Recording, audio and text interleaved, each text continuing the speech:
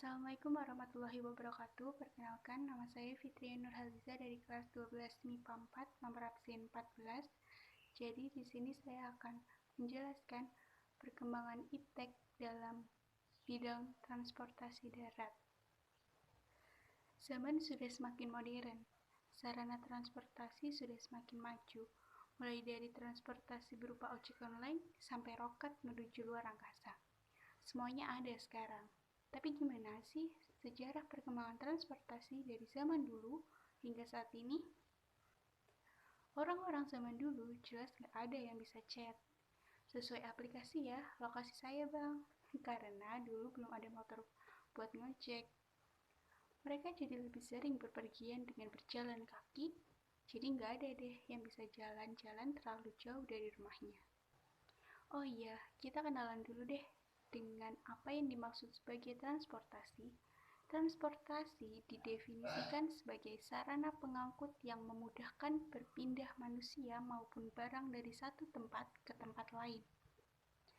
Sarana transportasi sendiri mulai berkembang sejak penemuan roda sekitar tahun 3500 sebelum Masehi.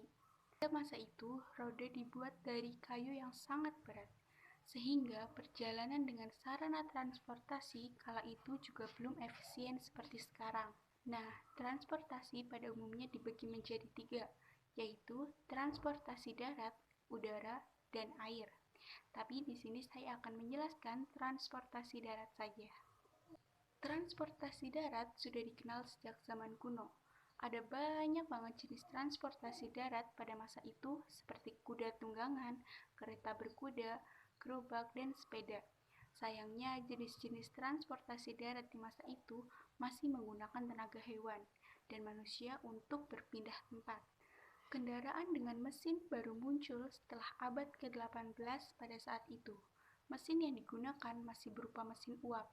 Kendaraan bermesin uap mulai digunakan sejak 1870-an oleh tentara Prancis untuk mengangkut peralatan perang. Mesin uapnya juga masih terdiri dari 3 penggerak. Kecepatannya cuma secepat manusia saat berjalan. Kalau kendaraan bermesin uap dari abad ke-18 ini masih digunakan sebagai taksi online sekarang, abangnya mungkin akan dapat bintang 1 terus dari penumpangnya. Untungnya, 1 dekade kemudian mesin diesel ditemukan. Penemuan mesin diesel berbasis solar pada tahun 1880-an menjadi tonggak sejarah penting bagi pengembangan kendaraan, yang dalam hal ini adalah mobil. Mesin diesel bikin bahan bakar yang digunakan pun jadi lebih efisien dan penggerak mobil jadi lebih cepat. Mobil yang tadinya bergerak cuma secepat manusia berjalan, sekarang sudah bisa diajak ngebut. Sejak saat itu, mobil mulai banyak digunakan karena praktis dan bisa digunakan kapan saja untuk kemana saja. Perkembangan industri mobil